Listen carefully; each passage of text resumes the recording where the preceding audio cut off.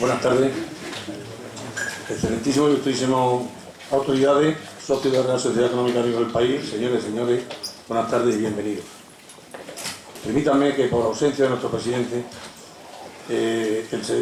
don Francisco Pedraja Muñoz, por motivos profesionales que le han surgido ineludibles, sea yo el que tenga el honor de dar el saludo de bienvenida a nuestro conferenciante de hoy, don Manuel Marín González, y a su presentador, don Juan Carlos Rodríguez Girón. En primer lugar, agradecer a nuestro conferenciante, don Manuel Marín, su presencia hoy aquí, en esta casa, al haber aceptado nuestra invitación para hablarnos de un tema tan importante como es Europa y sus instituciones. Lugar donde paso a paso se van tomando todas las decisiones importantes que nos afectan, al estar allí radicado el centro de poder de los 28 estados asociados. Y para ello, ningún título más sugerente que el elegido por nuestro conferenciante. ¿Dónde estás, Europa? Asimismo, queremos agradecer a su presentador, don Juan Carlos Rodríguez Ibarra, su buen hacer en las gestiones ante él, gracias a las cuales podemos tenerlo hoy con nosotros. Muchas gracias a ambos. Creemos que para cualquier sociedad cultural, en esta fecha que se celebra el Día del Libro, y más en esta sociedad bicentenaria como es la económica de Badajoz, es una satisfacción poder contar con dos personas de la categoría de nuestros ilustres invitados, a los cuales les reiteramos nuestro agradecimiento por su presencia y les damos la bienvenida. Sin más preámbulo, yo le cedo la palabra a don Juan Carlos Rodríguez Ibarra para que proceda a realizar la presentación del conferenciante. Muchas gracias y a todos ustedes que disfruten con la conferencia.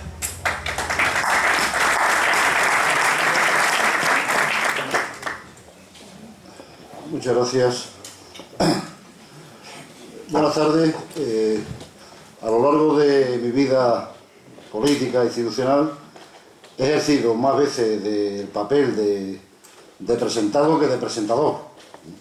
Me han presentado más veces que yo he presentado a gente, pero el hecho de haber asistido como oyente o como hablante a muchísimos actos me ha permitido aprender algo de los buenos presentadores y de los malos. De los malos he aprendido que cuando dicen eso de no hay que presentar a fulanito de tal, inmediatamente se largan 4 folios copiados de Wikipedia que no seducen a nadie, puesto que Wikipedia ya es un instrumento y una herramienta al alcance de cualquiera, y seguro que todos ustedes la han consultado antes de venir aquí, y si no, después cuando nos vayamos, pues tendrán ocasión de consultar vida y milagro del conferenciante de hoy. A mí siempre me ha molestado eso, de que digan que no necesita presentación, porque inmediatamente que yo escuchaba eso cuando lo decían de mí, decía, pues no me presente, por favor, deje en paz a la gente y no moleste más. Así que yo, intentando no imitar a los malos, no voy a presentar a Manuel Marín, sino que voy a hablar de Manuel Marín brevemente, porque el protagonista del acto es él. Y diría de Manuel Marín, que en él, en su vida política larga y dilatada, distingo 3 etapas. La etapa del éxito, que es la primera. Manuel Marín pertenece a la generación del éxito, a la generación de la transición, que es una generación bien exitosa que consiguió 2 cosas importantísimas. Una, superar una crisis económica del año 73, que era de bigote, no sé si mejor o peor que esta, desde luego una crisis tremenda, donde la inflación se situaba ya por el 30% y se firmaban convenios colectivos las empresas al 10% y se perdía 20% por parte de los trabajadores. En fin, se consiguió terminar con la crisis económica y una cosa que era también muy importante era construir un nuevo Estado. A la muerte del dictador se transita de un Estado dictatorial a un Estado democrático, y una tarea bien difícil y bien complicada. Y yo creo que esa generación fue capaz de superarla con éxito, esas 2 pruebas que tuvimos. El método que se utilizó fue los pactos de la Moncloa y el instrumento fue el consenso. Lo pongo de manifiesto solo por si a alguno le interesa a lo mejor pensar que quizás por ahí podrían transcurrir algunas soluciones a los problemas que en estos momentos tiene nuestro país. Es la etapa en la que yo coincido con Manolo Marín en el Congreso de los Diputados, es el elegido diputado por Ciudad Real, y yo por Badajoz. Coincidimos en el 77, en el 79 y en el 83, donde nuestros caminos toman rumos diferentes. Su camino le abre la segunda etapa, que es la etapa europea, que es cuando, siendo secretario de Estado de la Unión Europea, para la Unión Europea, después del triunfo del Partido Socialista en las elecciones del 82, siendo secretario de Estado, tiene el privilegio de firmar el acta de adhesión de España a la Unión Europea, junto con el presidente del gobierno, el ministro de Asuntos Exteriores, Su Majestad el Rey, y el jefe de Estado portugués y el primer ministro portugués, Mário Soares, como consecuencia de la incorporación de ambos países. Es una etapa de triunfo. Su primera etapa ha sido la etapa del éxito, la segunda del triunfo, porque es nombrado comisario de la Unión Europea, donde ejerce de comisario en varias responsabilidades, de vicepresidente y de presidente en funciones durante unos meses en un tránsito de la admisión del presidente al nombramiento de otro nuevo. Digo que es el momento del triunfo porque Europa, que era un poco el ombligo del mundo junto con la Unión, junto con Estados Unidos, derrota al comunismo, que no es cuestión baladí, y consigue que los países del sur se incorporen a los países del norte y tengamos una situación de estabilidad y de estado de bienestar similar a la que se vivía en aquellos países a los que queríamos equipararnos, Suecia, Holanda, Dinamarca, etcétera, etcétera. Si tuviera yo que señalar un logro, solo uno, para no aburrirle, de la etapa de Manolo Marín al frente de sus responsabilidades en la Comisión, me quedaría con uno. Fue el que ideó el programa Erasmus. Jacques Delors le apoyó y él, como comisario en ese momento de la cosa, fue capaz de imaginar algo que para nuestros estudiantes ha sido fantástico, para los estudiantes europeos y también para los estudiantes españoles. Y he leído algunas estadísticas que ponen el teléfono. Es que hay que apagar esto, ¿no? Y he leído algunos estudios que indican que los estudiantes universitarios que han hecho Erasmus tienen más facilidad para encontrar trabajo que los que no lo tienen. Y la tercera etapa es la etapa que yo califico, no sé si estará de acuerdo, de soledad, o la etapa del dolor o la etapa del sufrimiento, que es cuando en el año 2004 regresa a España y es diputado de nuevo por su provincia, por Ciudad Real. Y se le propone, y él acepta, ser presidente del Congreso de los Diputados después del triunfo del Partido Socialista en las elecciones de 2004. Se conoce que quienes le propusieron no le conocían bien. O pensaron que Manolo Marín, que es un militante de la vieja guardia del Partido Socialista Obrero Español, por lo tanto un militante leal con su partido y disciplinado, pensaron que con eso era suficiente para que Manolo Marín fuera la marioneta del Grupo Parlamentario Socialista o del Gobierno Socialista. Y la oposición pensó que ahí tenían a un militante socialista que podía ser el pim pam pum de la oposición. Y se equivocaron. Se equivocaron porque, además de su lealtad y de su militancia, Manolo Marín es un profundo demócrata. Y tenía muy claro que había que seguir estableciendo tajantemente la división de poderes. Y que él, presidente del Congreso de los Diputados de la soberanía nacional, no podía ser ni la marioneta del gobierno ni de su grupo parlamentario, ni podía ser el pim pam pum de la oposición. Y eso le costó caro. Le costó caro porque además empezó una legislatura que venía marcada tremendamente por los atentados de Atocha y venía marcada también por el tripartito catalán, donde aquellos que apoyaban al Partido Socialista catalán tenían un doble papel, un doble rol en el Congreso de los Diputados.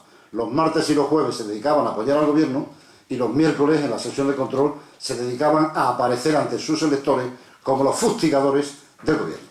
Y para eso, nada mejor que arremeter contra el presidente del Congreso de los Diputados, cuyos ataques resultaban gratis y al mismo tiempo también contraproducentes. Fue cuando empezaron a utilizar sus lenguas vernáculas, etcétera, etcétera. Es decir, un momento bien difícil que hizo que Manolo Marín, desde mi punto de vista, sufriera y al mismo tiempo tomara la decisión de no volver a repetir en ese escenario cuando descubrió dos grandes teorías políticas. Una, la teoría del no es el momento oportuno, y otra, la teoría de las circunstancias han cambiado, querido presidente. Y eso hizo imposible que dos de sus grandes objetivos como presidente, uno de ellos no se cumpliera. Tuvo dos objetivos. Una, convertir a los diputados en ciberdiputados, y lo consiguió. Manolo Marín tecnificó, desde el punto de vista de la nueva tecnología, el Congreso de los Diputados. Y su segundo gran objetivo era la reforma del Congreso, del reglamento del Congreso de los Diputados. Por 6 veces lo intentó y ninguna lo consiguió. Por las célebres teorías de no es el momento oportuno y los tiempos, las circunstancias han cambiado. Él pretendía un reglamento que le diera agilidad al Congreso y que el Congreso estuviera atento a lo que pasaba en la calle y la agilidad con la calle pudieran compaginar y casar y no estuvieran distanciados ni separados.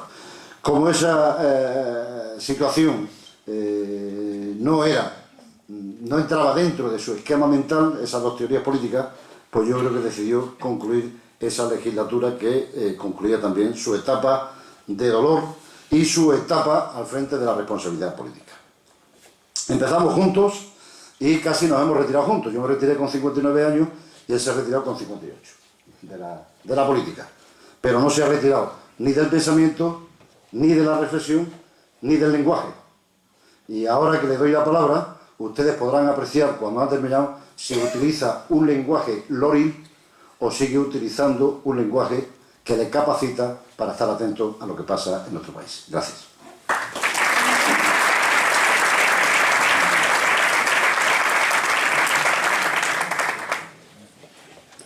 Gracias.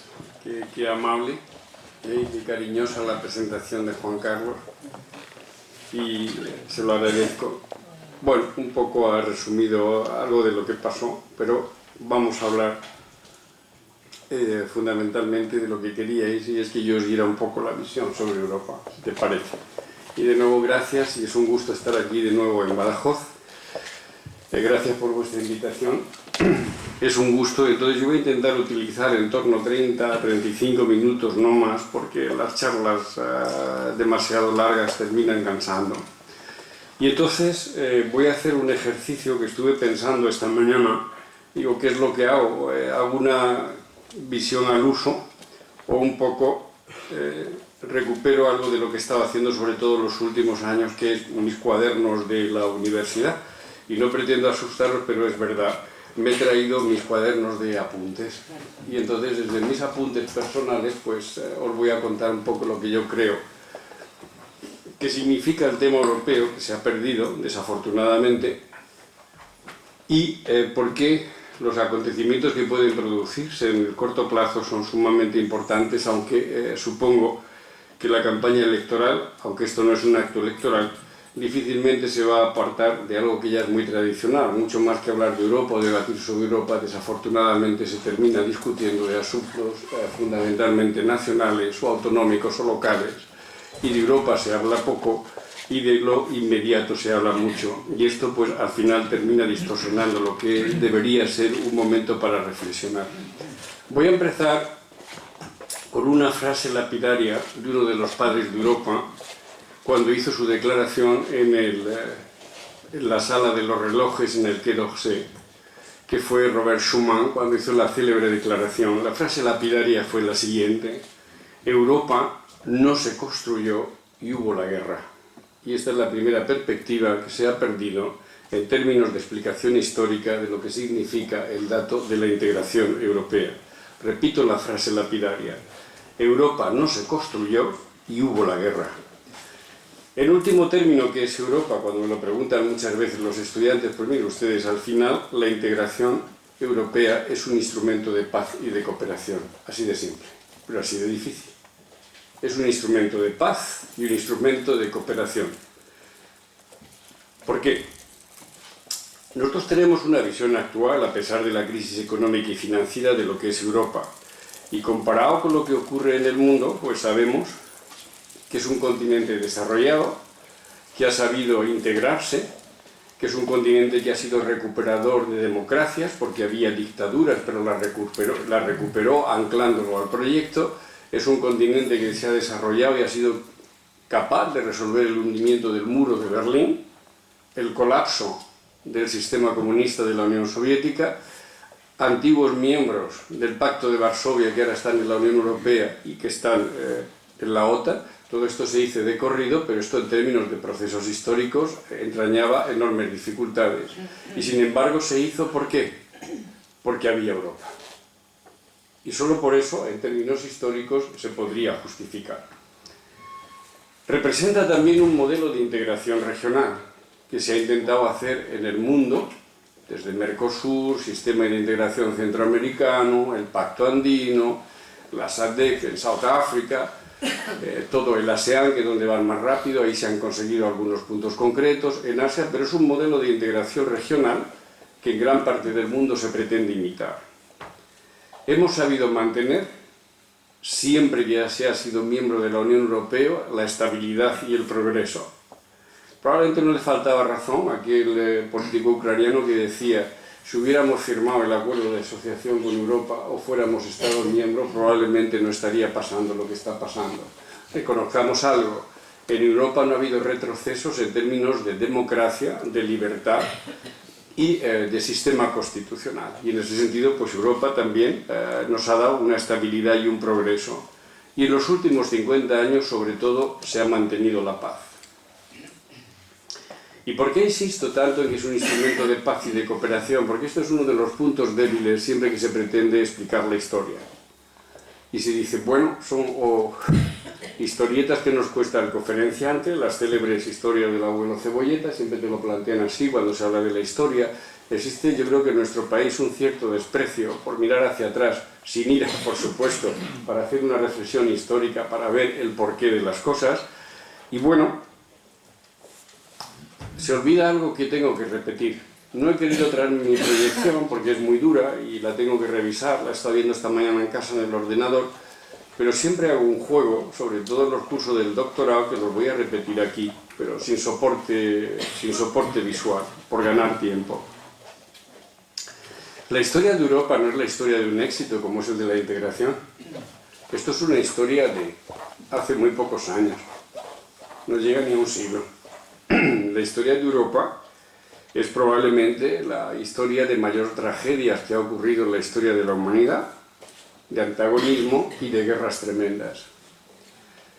Cuando se te explica la historia de Europa, pues bueno, dice, finalmente los europeos, en un mundo que ha sido básicamente eurocéntrico hasta que en los últimos escasos 20-30 años el meridiano cero ha dejado de ser el eje del mundo, el meridiano Greenwich, el meridiano cero, para que sea el meridiano 180 el que marque la tendencia mundial. Estoy hablando de la convergencia Asia-Pacífico, esta es la realidad geoestratégica, geopolítica, la emergencia de China, de India, etcétera, etcétera.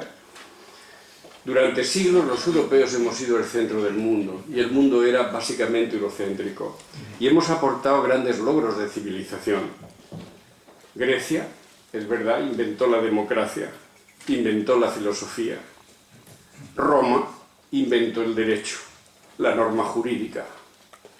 Europa creó nada más y nada menos que el concepto de nación, el concepto de Estado. Exportó la Revolución Francesa y las nociones básicas de libertad, igualdad y fraternidad. Esto lo hicimos en Europa. Vino luego la aportación liberal sobre la libertad y los derechos individuales y los derechos humanos. También lo inventamos en Europa. Fuimos capaces de aportarle al mundo las dos ideologías dominantes, capitalismo y marxismo. Tienen un origen europeo. Tuvimos momentos de gran romanticismo y tragedia, como la Comuna de París, y también fuimos capaces de crear otro momento dramático y de tragedia, como la Revolución Bolchevique. En Europa fuimos capaces de inventar hasta los banqueros. Hemos aportado al mundo prácticamente todo un concepto que pone de manifiesto la enorme potencia creadora de Europa. Entonces eso bastaría un poco por justificar nuestra dignidad y nuestro orgullo de ser europeos. Por atención, siempre que se hacen estos análisis, voy a ir muy rápido, perdonen ustedes un poco la grosería intelectual, siempre es bueno trabajar en contrapunto. Y el contrapunto nos dice lo siguiente: los europeos también inventamos la colonización y la esclavitud. Eso lo inventamos nosotros. Las guerras más atroces que se conocen en la humanidad no es una cuestión de Hutus y Tutsis, ni de Pol Pot en Camboya. Las guerras más atroces y los mayores despropósitos en términos de crímenes contra la humanidad han tenido lugar en Europa. Los europeos también inventamos la intolerancia y la Inquisición. Nos permitimos el lujo de las guerras de religiones. el totalitarismo nació en Europa. Y el totalitarismo y sus ideologías más expresivas, fascismo, nazismo, produjo probablemente la mayor indignidad en la historia de la humanidad, que fue el Holocausto. Insisto, esto no pasó en Ruanda, esto pasó en Europa. Y además, fuimos los grandes creadores, porque éramos el teatro de operaciones de lo que se llamó la Guerra Fría. En consecuencia, trabajando sobre lo bueno de Europa, también hay una parte del alma europea que produjo grandes miserias y grandes destrucciones. Llegamos al punto que las dos guerras más terribles que hemos hecho, los seres humanos, es la Primera y la Segunda Guerra Mundial. No solo en términos de muertes físicas de los combatientes, sino de destrucción física, material y moral de toda una sociedad. Bueno, la historia de la humanidad está ligada a la historia de Europa, y la historia de Europa produjo auténticas calamidades.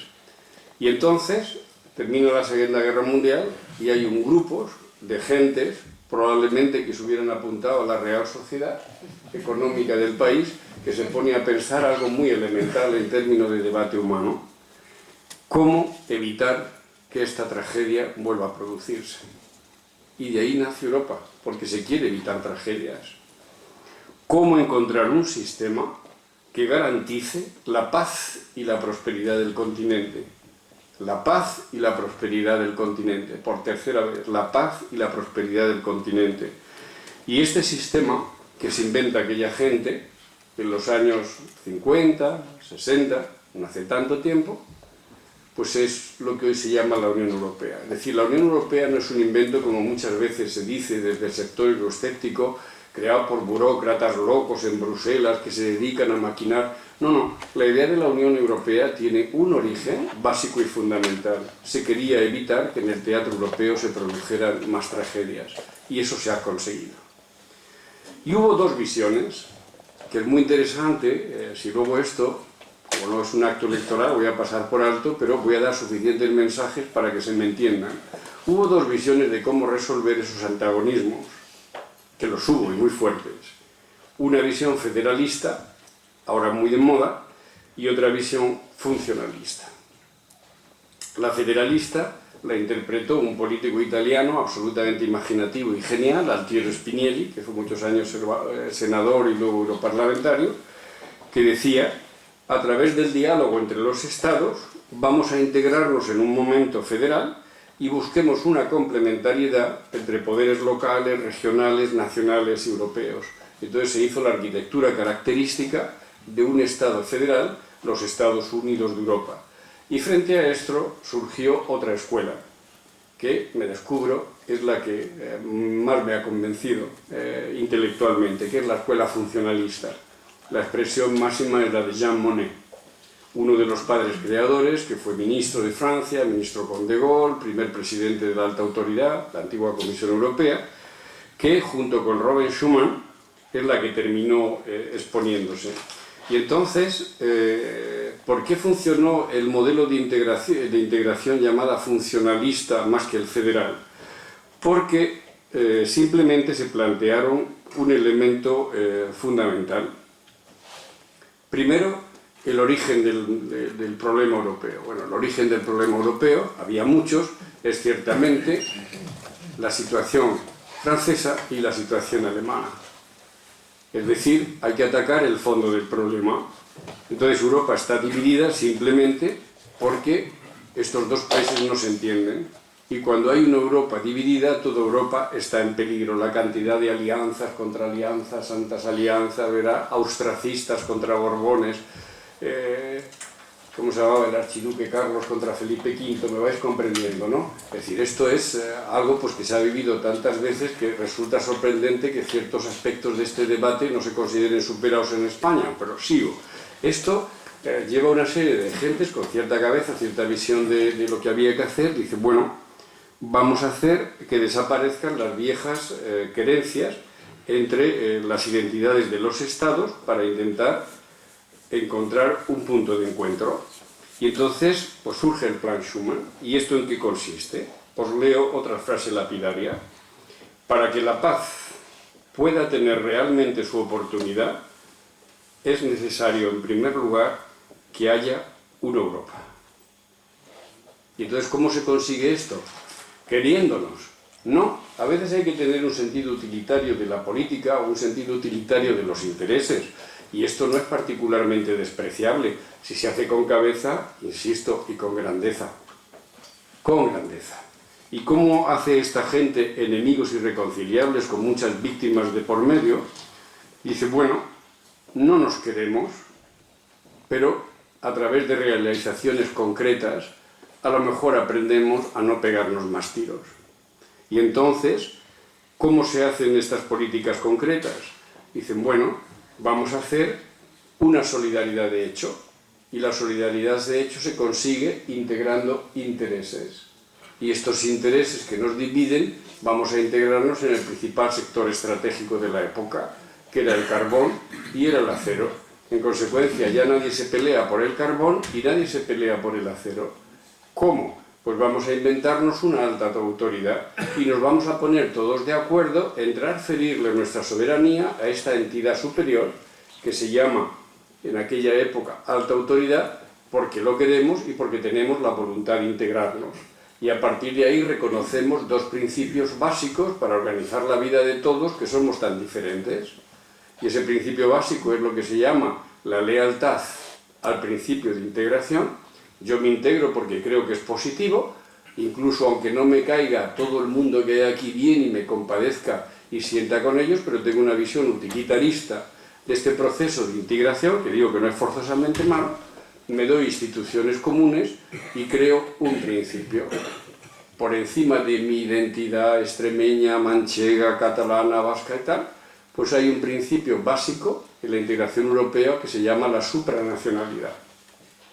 Y este principio de supranacionalidad quiere decir que yo voluntariamente expreso mi lealtad a algo que está por encima de mí, y esto que está por encima de mí, que es la alta autoridad, luego Comisión Europea, tiene capacidad de generar normas jurídicas, y esas normas jurídicas se llama el derecho comunitario, y el derecho comunitario tiene dos características básicas: es superior al derecho nacional y se rige por el principio de aplicabilidad directa, es decir, se aplica directamente a los ciudadanos. Bueno, pues esto que os acabo de simplificar, que parece una banalidad, es la esencia misma de la construcción europea, y ha funcionado. Afortunadamente ha funcionado. Y por eso yo creo que la forma de resolver los conflictos, cuando se antagonizan mucho más que buscar, siendo federalista, no creo que las vías sean exclusivamente el diálogo, sino que no hay que despreciar también el método funcionalista en el sentido de empezar a trabajar sobre los intereses concretos. En el caso nuestro, de España, pues yo creo que es una de las cosas que está faltando. Hay gente que probablemente nunca la vamos a convencer de que sea un apasionado de estrictamente, digamos, un concepto básico de lo que teníamos el resto de los españoles. Pues muy bien, vamos a discutir los intereses en lo concreto, a ver si podemos ponernos de acuerdo, pero con dos principios que nunca pueden fallar, porque yo soy un europeísta convencido, convicto y confeso. Uno, la lealtad al Bund, la lealtad en términos de sentencia del Tribunal Constitucional Alemán del 77, lo recuerdo, por si hay aquí algún estudioso del derecho constitucional, la lealtad al Bund, la federación, la lealtad al Estado y el principio de supranacionalidad. Y entonces, luego si se quiere que se dé el salto al debate federal. Pero os advierto de una cosa, Juan Carlos, que me decía antes. Estoy de acuerdo con esa aproximación que se está haciendo. Lo que pasa es que hay que saber cuál es el punto de partida. Un modelo federal, su concepto básico nunca es el territorio. El concepto federal, su concepto básico es el ciudadano y los derechos públicos universales de los ciudadanos. Y entonces, en la medida que se explique así este concepto de queremos ir hacia un federalismo, yo creo que sería mucho más fácil de explicar y en último término no estaríamos repitiendo, sino cuál ha sido un poco la visión europea. Método funcionalista para luego a continuación plantearse inevitablemente el derecho fundamentales de los ciudadanos. Continúo con la historia. Es verdad que luego pues, se produjo, una vez que fue el éxito de la integración, política agrícola común, política aduanera común, etcétera, etcétera, crisis importantes, la que genera el general de Gaulle, con la política de silla vacía en el 63, voy muy rápido, pues para llegar a lo que yo creo que ha sido el mayor éxito que ha tenido Europa, que es integrar el continente en plena Guerra Fría. Y viene la primera adhesión a Inglaterra, Dinamarca, Irlanda, luego viene la nuestra, de las tres dictaduras que quedaban, Grecia, Portugal y España. Posteriormente vinieron las ampliaciones a los nórdicos, Finlandia, Suecia, Austria, etc. Luego se cae el muro de Berlín, que ahora esto se explica con una facilidad tremenda, pero yo que estaba allí en Bruselas me recuerdo perfectamente cuando el canciller Kohl llama a Delors y le dice: solicito formalmente que pongan ustedes en marcha la cláusula Berlín. Adenauer hizo escribir una cláusula especial en el Tratado de Roma, que luego, cuando se hizo la caída del muro de Berlín, Kohl invitó a toda la Comisión Europea, nos recibió con honores, yo que sé, una autopista llena de motos, como si fuéramos todos jefes de Estado, para demostrar el trabajo que se hizo tan extraordinario de visión europea. Y los servicios secretos alemanes habían recuperado las minutas hechas a manos de Adenauer, donde negociaba con Paul-Henri Spaak y sobre todo con Schuman: si un día Alemania está unida, Alemania tendrá derecho a un proceso de unificación. Eso estaba escrito por Adenauer. Entonces, cuando Kohl solicita: ponga usted en marcha la cláusula Berlín, os puedo asegurar que nadie sabíamos cuál iba a ser el futuro la semana siguiente, y la otra, y la otra, y la otra, y la otra, y la otra. Y aquello resistió el hundimiento de la Unión Soviética y lo que eso significó, pues simplemente porque había una arquitectura institucional que fue capaz de absorber aquel momento histórico. Y yo estoy convencido de que si no hubiera existido en aquel momento, hubiéramos vuelto a las andadas. Hubiéramos vuelto a las andadas por muchas razones. Es decir, que hasta tiempo reciente la lógica de instrumento de paz y de cooperación ha funcionado.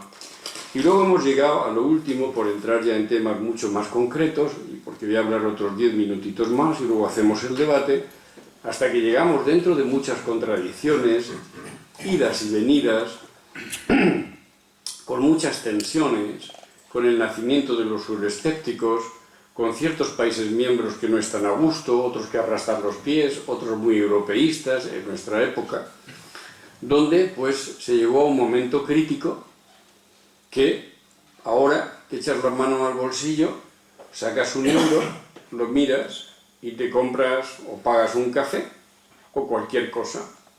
Pero cuando se planteó reiniciar la aventura de la Unión Monetaria, Dios mío, lo que aquello pudo costar. Diré más, la moneda única ha superado uno de los más graves ataques que ha tenido en estos últimos años con la crisis financiera, porque es cierto que hace apenas 3-4 años el comentario es: el euro va a resistir.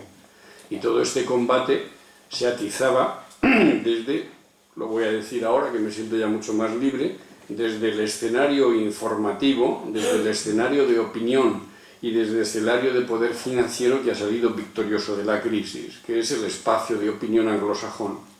Cuando nació el euro, tú leías las editoriales del Financial Times y del Economist y decían: esto es un disparate, esto no puede funcionar, esto va a ser tan complicado que como un abuelito holandés o una abuelita española va a entender y comprar el pan no ya con el florín sino su peseta, la gente terminará tirando, va a haber inflación sin cuento. Es decir, cuando se va a la hemeroteca y ahora se lee lo que se escribió, el euro, que no lo lleváis en el bolsillo todas y todos, es, en términos históricos, todavía no se ve, la mayor derrota que han tenido los euroescépticos en la historia de la Unión Europea. Fue una auténtica derrota de aquellos que no querían la integración. Y aquello puso de manifiesto otra cosa que falta: el que era líder y no lo era. Consejo Europeo de Florencia. Se presenta la última fase del plan Delors. Y hay un gobernador que se niega a firmar el acta.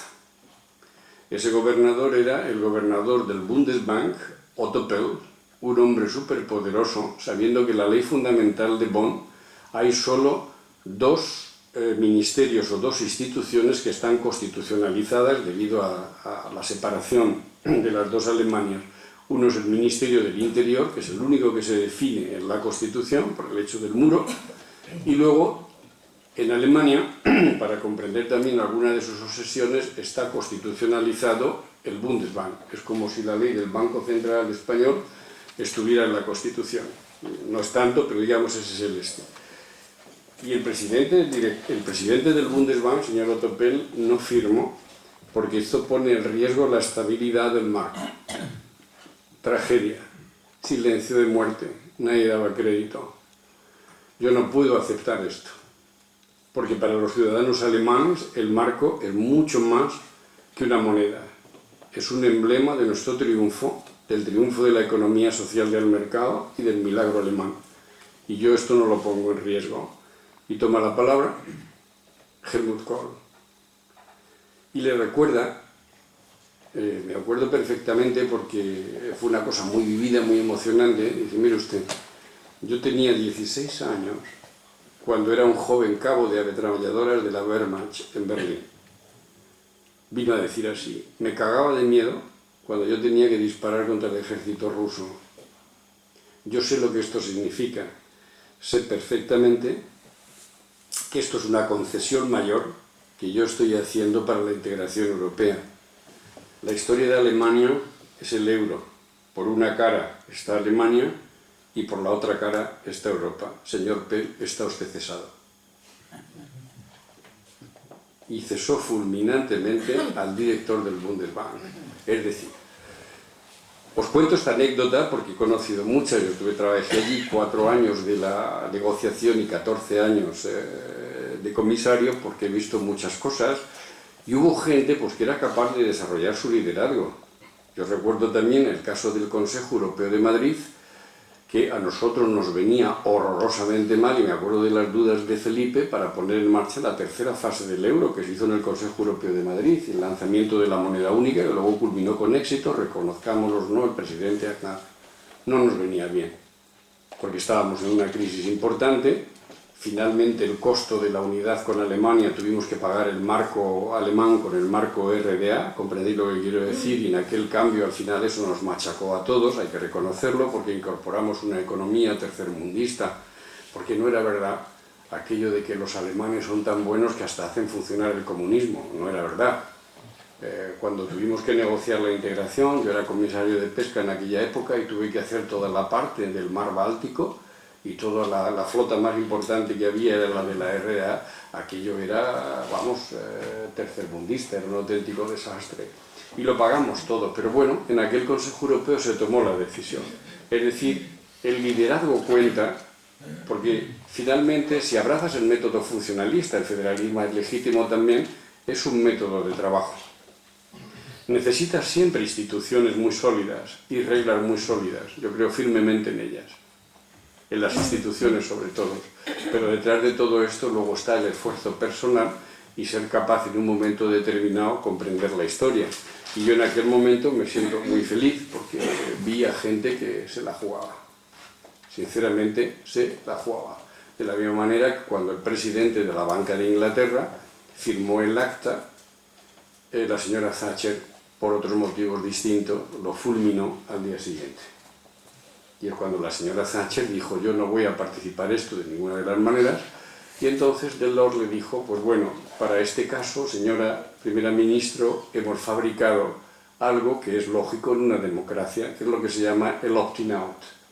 Si usted quiere quedarse fuera, se queda. Pero usted no va a poder evitar que el Banco Central termine poniéndose en Frankfurt, que es lo que obviamente los británicos no querían porque ponía en riesgo y sigue poniendo en riesgo la City. ¿Entendido? Y entonces esta crisis financiera última, cuando se han producido esos terribles ataques contra el euro, y no creas que yo me he vuelto un monetarista insensible a los problemas de la gente, no se trata de eso, quiero que se me comprenda bien el mensaje. Una cosa tan tonta como la moneda es un dato básico también en la historia de Europa, en el sentido que interpreta un proyecto básico de unidad. Doy el salto en el tiempo. Pero ¿qué me cuenta este hombre? El 1 de enero entra en funcionamiento la unión bancaria. Vosotros diréis, pero esto me ayuda a mí solo en lo macro, y es verdad. Pero creo que como todas las políticas comunitarias que se han aplicado en España, la medicina europea nos ha venido generalmente bastante bien.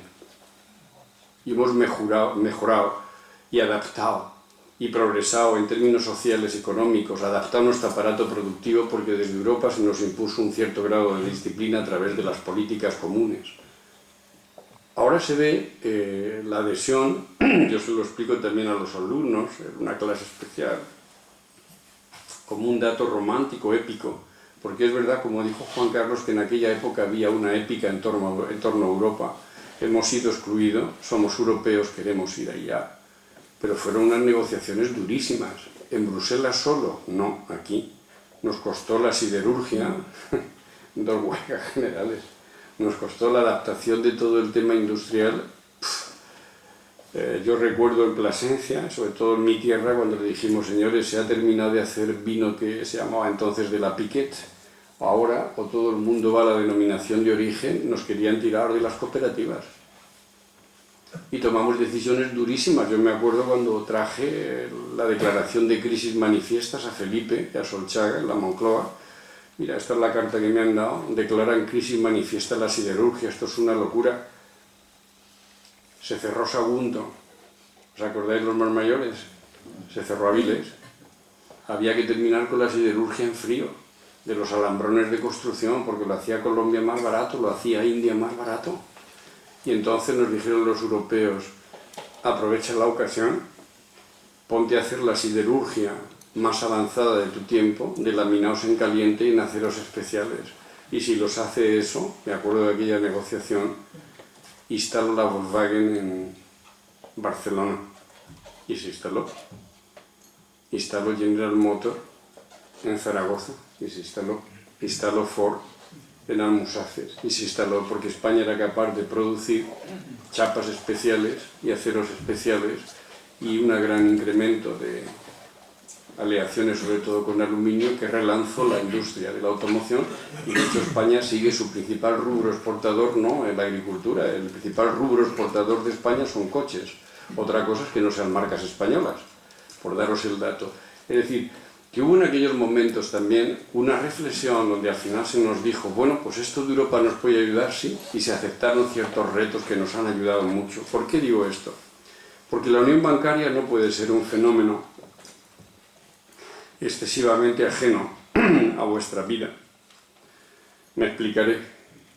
A mí no me gustó nada, absolutamente nada como se hicieron las cosas. Lleva razón Juan Carlos, me ponía muy mal. Una de las cosas que no me gustó nada fue que se hiciera una reforma en 48 horas por vía telefónica entre el presidente del gobierno y el líder de la oposición, respetándole a los dos muchos para reformar la Constitución y introducir el principio de la estabilidad presupuestaria y financiera. Pero yo no estoy en contra de la estabilidad financiera, en absoluto. Gestionar la economía, como se decía cuando estudiábamos Derecho Civil, con los criterios propios de un buen padre de familia, me parece algo sano, sobre todo para un país como España, que detestamos anticipar. Una de las grandes virtudes que no tenemos nunca ha sido anticipar la historia. Aquí se viven momentos, cuando decía Juan Carlos lo de la soledad, que levantabas el dedito y decías, pero bueno, esto a lo mejor revienta, porque en el 2007 los datos del Banco de España ya daban que la deuda privada, no la pública, porque la deuda pública estaba dentro de los criterios de convergencia de Maastricht. Y decían, no, si nosotros no tenemos ningún problema. No, la economía pública del país no tenía problema. Lo que tenía el problema eran los hogares y las familias que se habían endeudado ya por encima del PIB, pero esto en el año 2007. Como esto revienta, nos vamos a la calamidad natural. Entonces, un país que no está acostumbrado a anticipar, porque es lo que ocurre, que cuando entras en ese tipo de debate, y esto me ha hecho mucho reflexionar, al final la reacción que tienes, joder, esta gente es vieja guardia, son unos avinagrados, son unos rencorosos, no entienden la visión estratégica. Entonces, en un país como este, por haber vivido distintas circunstancias históricas, creo que nos va a venir muy bien, no como se hizo, que fue un desastre, un país que se precie y no reforma su constitución por teléfono. Esto es un disparate, se lanza un mensaje al exterior de que no somos un país poco sólido. Los alemanes, para reformar su constitución, se tiritaron en una conferencia nacional del 2006 al 2009, 3 años, debatiendo toda la sociedad. ¿Qué es lo que ocurre? Que probablemente, y al entrar aquí hablábamos de ciertas cosas que aparecían hoy en los medios de comunicación, el hecho de que haya un supervisor único, el Banco Central, y yo sé que hay mucha gente que puede decir, pero este puede estar jugando a la contra en este momento, no, lo digo lo que pienso. Nos puede venir muy bien para que en España dejen de cometerse los disparates que se han cometido en los últimos años y de los que todos somos responsables. Ciudadanos, los que han administrado y los que han gestionado el sistema financiero español. Y yo le decía a Juan Carlos, atención, al entrar, si se confirman ciertas noticias que han aparecido hoy, yo le he dicho, digo, ojalá no sea verdad, porque hay una cosa. El Tribunal Constitucional alemán, es una noticia muy importante, determinó en su dictamen que la intervención del Banco Central como supervisor único europeo podría estar legitimada en la medida que no se alteren los intereses de Alemania y que si se alteran, quien lo juzgue sea el Tribunal de Justicia de Comunidades. Es decir, el Tribunal Constitucional de Karlsruhe, el alemán, que es un tribunal constitucional muy serio y muy respetado, le ha dicho al Tribunal Constitucional Europeo, si aquí hay un problema, decide tú. Pero atención, Draghi, hazlo bien. Entonces, nos estamos jugando un momento crucial como cuando nació el euro. Yo quiero que haya un supervisor único europeo porque después de todo esto vendrá el gran sueño que hemos tenido. Cerrar la arquitectura económica con lo que se va a llamar la armonización fiscal. Igual derecho de sociedades para todos los europeos, igual IVA, iguales tipos. Y cuando se llegue a eso, entonces el sistema funcionalista de tener una visión integradora por sectores habrá terminado su misión histórica. Y ya en ese momento, pues lo que es una iniciativa de estas elecciones, que es votar por primera vez al presidente de la Comisión Europea, yo no lo veré, pero probablemente en 25 o 30 años ya sea absolutamente normal que todos estos ciudadanos que llevan la misma moneda, tienen el mismo IVA, tienen el mismo tipo de gravamen, el mismo supervisor que fija los Euribor, etcétera, etcétera, etcétera, pues finalmente digan, manteniendo mi propia identidad, pues me doy cuenta que Europa no solamente ha sido un instrumento de paz y de cooperación, que yo no lo puedo sentir porque en términos de historia es muy difícil trasladar las emociones, pero sí por lo menos los ejercicios de visión racional. Pero a partir de este momento, pues me di cuenta que esto merecía la pena. Así pues, si la unión bancaria es un éxito, y ya os advierto, para que el Banco Central y el presidente del Banco Central sea respetado, tiene que ser implacable. Por eso te decía que más vale que en España no se vuelva a reproducir ninguna broma que surja que este, que lo otro, ¿veis lo que quiero decir? Es decir, no puede haber otro Bankia. Y eso, en último término, a los ciudadanos españoles nos va a venir muy bien. Porque si se han producido ciertas cosas, digámoslo claro, es porque nuestros reguladores no han funcionado. Si nuestros reguladores hubieran funcionado, como en cualquier otro país, no, pero ellos tuvieron también la quiebra del Royal Bank of Scotland. Sí, pero se la pagaron ellos. Es que en Alemania hubo también la quiebra de Hypo. Sí, pero se lo pagaron ellos. El problema es que aquí los reguladores no funcionaron. Ni el Banco de España, ni la Comisión Nacional del Mercado. No funcionó nada. Fue una alegría constante, una visión de que éramos formidables. Somos buenísimos los españoles, pero en algunas cosas no. Y yo creo que no nos va a venir mal, que desde las instituciones europeas se nos marquen tiempos, conductas y formas de hacer, porque al final eso va a favorecernos. Optimista, pesimista, yo no creo en este debate iniciático que se produce tanto en España. Creo que el proyecto europeo sigue siendo válido. Hay que verlo de otra manera. Hay cosas por ir concluyendo ya, y no pasaré de los 35 minutos, que a mí no me gustan. Creo que hay un excesivo encuadramiento alemán del proyecto. Como se ha dicho muchas veces en Bruselas, a mí me gusta una Alemania europea y no una Europa alemana, con todo lo que esto quiere decir. Y hay un excesivo encuadramiento alemán. Que ellos no se fíen excesivamente porque nos ven como un país Os diré la explicación, la última que he tenido la oportunidad de mi último viaje. Hamburgo, ciudad-estado. Allí, cerca de la antigua Prusia, ciudadanos ilustres. Todavía tiene la cabeza súper brillante Helmut Schmidt, aunque está muy mayor. Y tú llegas al aeropuerto de Hamburgo. Y es un aeropuerto de una de las ciudades-estado alemanas. Pues oye, normalito. Pero auténticamente normalito. Y entonces, pensar también en un ciudadano que está pagando de sus impuestos una transferencia a España que es el equivalente al 1%, 1,% del Producto Interior Bruto español que hemos recibido de los fondos estructurales. Dinero gratis que te viene aquí para hacer nuestras infraestructuras y nuestro desarrollo. Y ese mismo ciudadano alemán del estado de Hamburgo llega a la T4. ¿Entendéis el mensaje? Y lo primero que te dicen mirando es decir, pero bueno, necesitabais hacer esto. ¿Para qué no llegó a Castellón? ¿Comprendes? Doy este dato, pero bueno, te doy este dato por decir que aquí pues somos un país estupendo, pero a lo mejor sin molestar a nadie, pues nos tenemos que replantear ciertas formas de hacer.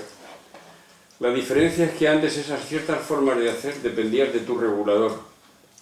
Bueno, los reguladores no van a pasar a la historia, porque cuando construimos un Estado federal y se quiere hacer el Estado federal, Juan Carlos, nos olvidamos que las agencias federales son las que vigilan los derechos de los ciudadanos.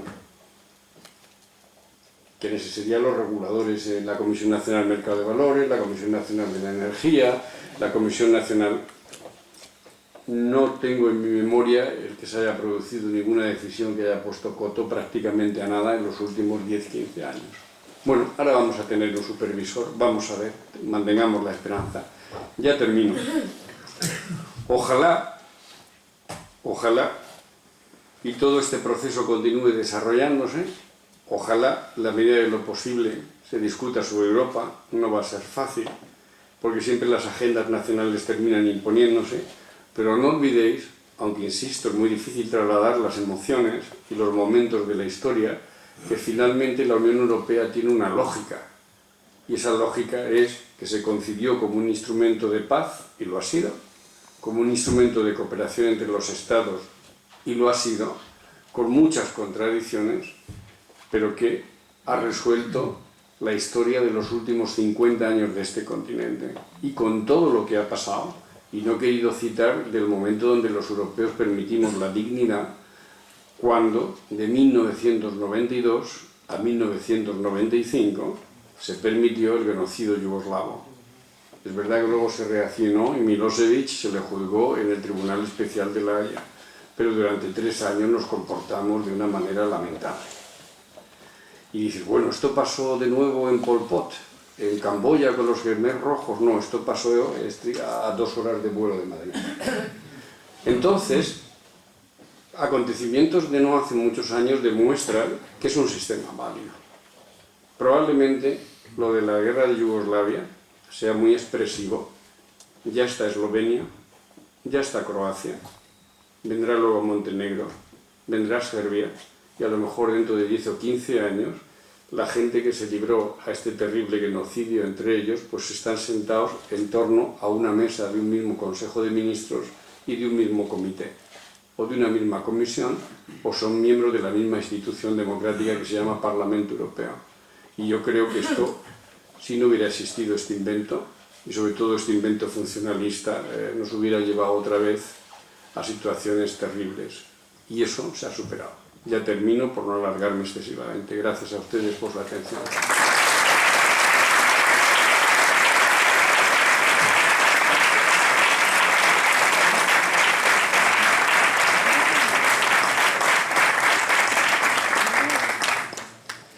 Señor Marín, felicitaciones muy sinceras por su magnífica exposición, que ha estado llena de enseñanzas sobre Europa. Y ahora, para enriquecernos un poquito más, entramos en el coloquio que nos ha anunciado antes de iniciar su conferencia. Lo que sí voy a rogar, que las preguntas sean preguntas y que nadie caiga en las tentaciones de dar una nueva conferencia. Por favor, cortitas y directas. Cuando quieran.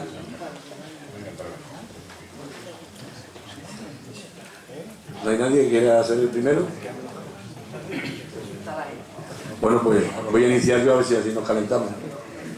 Yo le quería preguntar al señor Marín, ¿qué ventajas e inconvenientes ve usted en la posible, no sé si posible o imposible, entrada de Turquía dentro de la comunidad? Mi punto de vista es, yo soy favorable en la medida en que Turquía termine de hacer las reformas que todavía le queda por hacer. Básicamente cumplir lo que se llaman los criterios de Copenhague, que no cumple, y las decisiones que está tomando el gobierno turco hace prácticamente inviable el mandato de negociación, que es intentando colapsar Internet, todo este tipo de cosas. Es decir, no. Entonces, si se normalizara la situación en Turquía, yo soy partidario, porque si no se va a generar una contradicción imposible. Y me lo preguntas, un Estado musulmán o de religión islámica, probablemente era el trasfondo de tu pregunta, puede entrar en Europa teniendo en cuenta que tenemos una matriz cultural, digamos, católica, cristiana, luterana, calvinista, en fin, anglicana, llámale X. Si el principio es no aceptamos por una visión cultural, religiosa o de sociedad la incorporación de un Estado musulmán, la pregunta que me surge desde el punto de vista de la moral colectiva, ¿y qué hacemos con el otro Estado musulmán que yo creo que tiene que entrar sí o sí? Estoy hablando de Bosnia. Es que a Bosnia los ortodoxos serbios, en nombre de un concepto europeo, los machacó simplemente porque eran musulmanes. Es que los bosnios son musulmanes. Entonces, ¿qué hacemos? ¿Los dejamos fuera? Es un debate muy complicado. Sí, pero pero el problema, de nuevo, si te acepto porque eres pequeño, pero no el otro porque eres muy grande, entonces ya esto no es una cuestión, como se decía antes, una cuestión de principio, simplemente porque tu talla no me asusta. Es otro debate. Es otro debate. Es decir, yo no lo plantearía en términos, digamos, estrictamente de cultura europea, sino simplemente, como he dicho antes, no hay que escandalizarse muchas veces por permitir el anclaje de sentimientos utilitarios. No nos engañemos, Turquía en este momento es vital para, sobre todo, Estados Unidos, y es vital para Europa, por la emergencia que está teniendo Rusia, que claramente Putin está cumpliendo escrupulosamente. Cuando vino aquí Putin, dentro de los dolores que decía Juan Carlos, dijo no. Cuando un jefe de Estado viene, sabes que se dirige desde la tribuna a la Cámara. Y Putin, curiosamente, dijo no. Yo no quiero un debate público, quiero reunirme con todos los portavoces, porque quería colocar un mensaje. Y al final lo vino a decir, miren ustedes, dejen ya de estar pensando en Washington y llamándole a condolencia Rice. Hubo una agarrada con Durán y Lleida muy llamativa, porque Durán quiso darle una lección de estrategia. Durán siempre da lecciones, es un buen político, pero tiene una propensión a dar lecciones tremendas. Y entonces le contestó, mire, Occidente ha utilizado la debilidad de Rusia, sobre todo en la época de Yeltsin, para sacarnos del mapa. Y yo no lo voy a aceptar. ¿Quieren ustedes saber si voy a utilizar la energía? Sí. Y al invierno siguiente dejó tiritando de frío a búlgaros, romanos, serbios, ¿acordáis? Hasta Austria. Aquí en España, bueno, como lo traemos de Argelia, no lo sentimos, pero aquello fue catastrófico. 2. El tema sirio no se va a resolver hasta que nosotros no estemos de acuerdo, porque la zona caucásica es mi zona, de la misma manera que el amigo Bush tiene su zona, yo tengo la mía. 3. El tema iraní, dejen de preocuparse de lo que piensa o no Estados Unidos. Si se hace una negociación con Irán, será en el momento que consideremos nosotros oportunos, porque se olvidan de algo. Las centrales nucleares iraníes son rusas. El uranio enriquecido de Irán son rusos. Entonces, en consecuencia, miren ustedes, esto es un conflicto artificial que se ha creado Estados Unidos, sobre todo con Israel, que tiene la bomba atómica tan ilegal como la que pueda estar fabricando Irán, porque el Tratado de No Proliferación les impide, entonces no puede haber un arma atómica legal o ilegal. Yo me acuerdo de aquello. Y al final todos estos tiempos se han cumplido.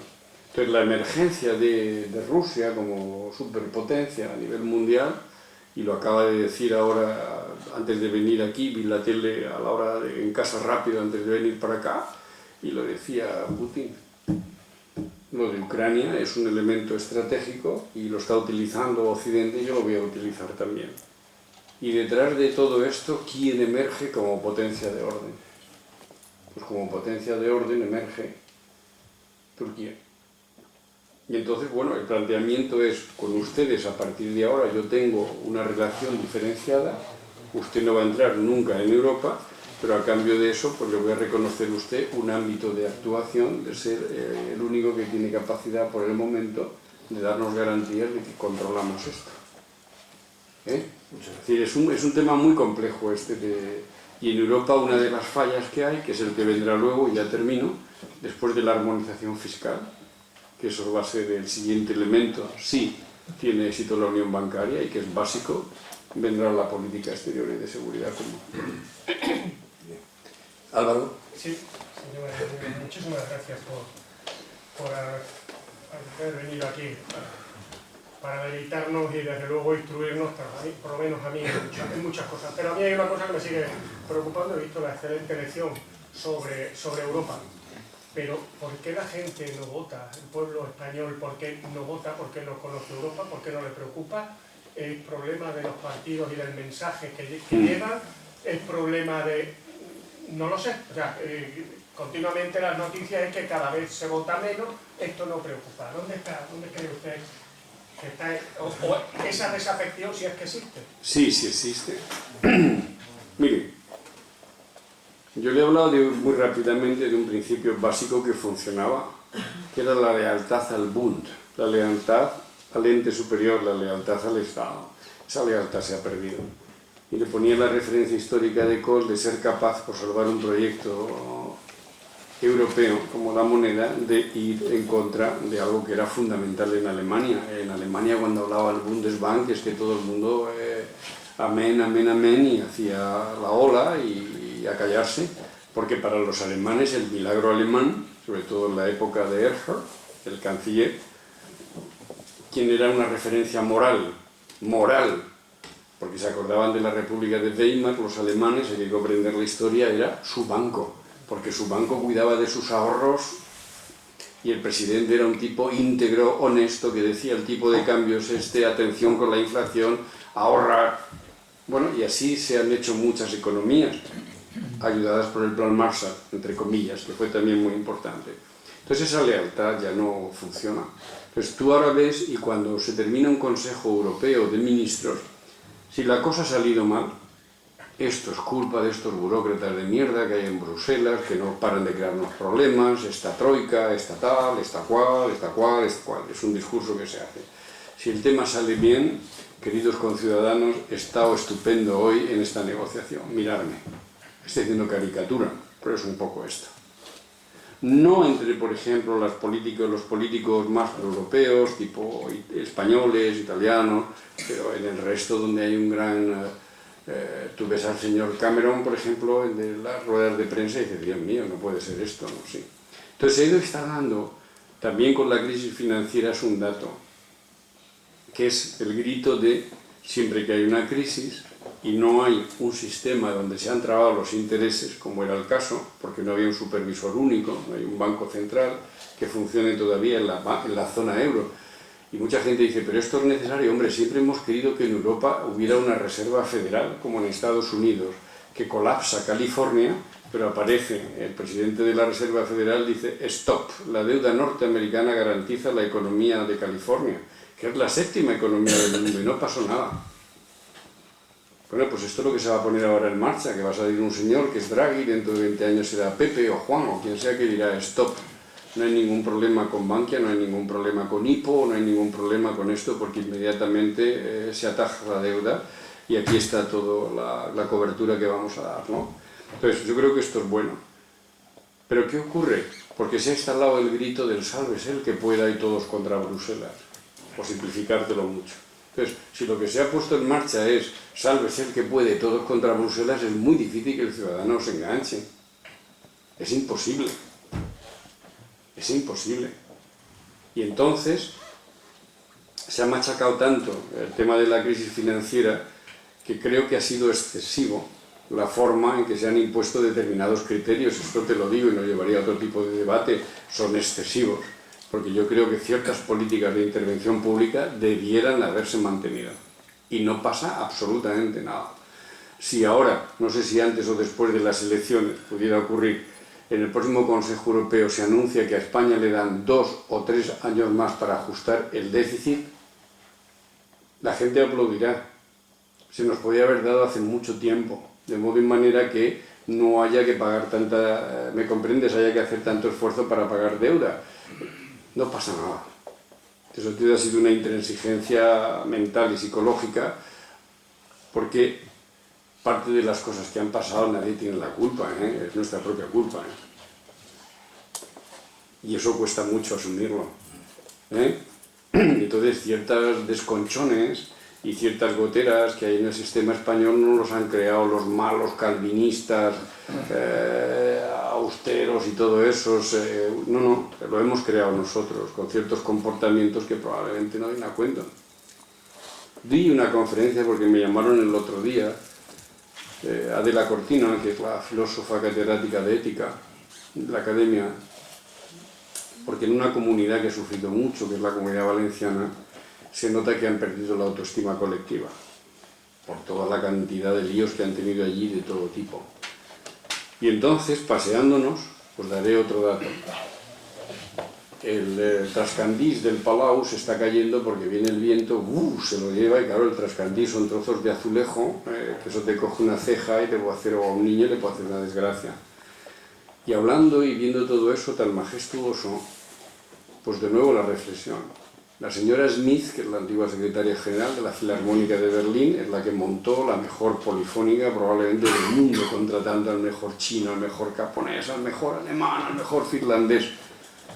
Pero además de tener la mejor sinfónica, y esto lo dije en Valencia el otro día, se contrataron nada más, nada menos, no a un director titular, a 2, nada más menos que a Larin Metze, que murió, y a su Menta, por si acaso. ¿Y quién mantiene eso? ¿Ves? Entonces esto, muchas de las cosas que han pasado en términos de reflejo hacia aquellos que además de sus impuestos, te lo voy a plantear muy brutalmente de algo que es un debate que no se ha hecho en España en el Parlamento y que habrá que hacerlo dentro de 5 o 6 años, cuando España ya inevitablemente sea contribuyente neto. Imagínate que nos dicen la llave de reparto va a ser un poquito más que el caso griego. Es decir, que nosotros de los próximos fondos estructurales, cuando terminen las perspectivas 2015, 2018 y 2019, nos va a tocar participar en torno al 9-10% del presupuesto. ¿Qué quiere decir? Que de cada 100 euros, 9 o 10 van a salir de vuestros bolsillos, ¿vale? Y entonces, bueno, es el juego europeo. Hemos recibido mucho y ahora nos toca pagar. Y entonces estáis pagando y de pronto ves en la tele, pues yo qué sé, que alguien que lo está recibiendo, que es un noble búlgaro, o un noble romano, o un croata, o un montenegrino, pues dolce far niente. ¿Me estás comprendiendo? Bueno, me fastidies. Yo hago este esfuerzo. Lo has comprendido ahora. Entonces, este debate se ha explicado muy mal. Estos debates no se han hecho en España en los últimos años. Era imposible hacerlos porque hemos estado muy pillados por la realidad interna. ¿Sabes? De hecho, el debate europeo ahora, lamentablemente, durante los próximos 20 días va a estar atosigante, da pereza mental, da pereza de todo. Si nos quedamos o no nos vamos de la Unión Europea, si soy independiente, ¿me comprendes ahora? Entonces, como políticamente eso va a ser rentable en muchos momentos, pues va a ser un debate totalmente perturbador. Y al final, pues la gente no le pidas que se enganche con esto. Es muy difícil. Es muy difícil. ¿Qué sigue de fondo? Buenas tardes, soy Valentino Fidone, sono un estudiante Erasmus que está desarrollando aquí la práctica en CDS. Tengo que hacer una pregunta. En las elecciones que se van a celebrar en mayo están 3 riesgos encadenados. El primero es la tasa de abstención, el segundo es el riesgo que los partidos euroscépticos pueden ganar escaños y dividir el Parlamento entre bloques ralentizar o bloquear el trabajo.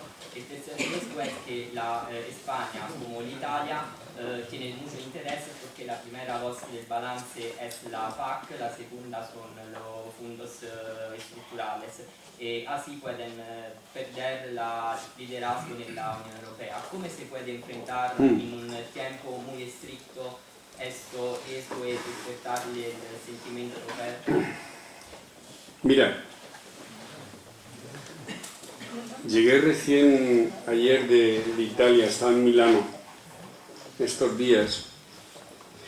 Te corrijo, Italia no es contribuyente neto, Italia no es beneficiario neto, Italia es contribuyente neto desde hace ya 2 presupuestos.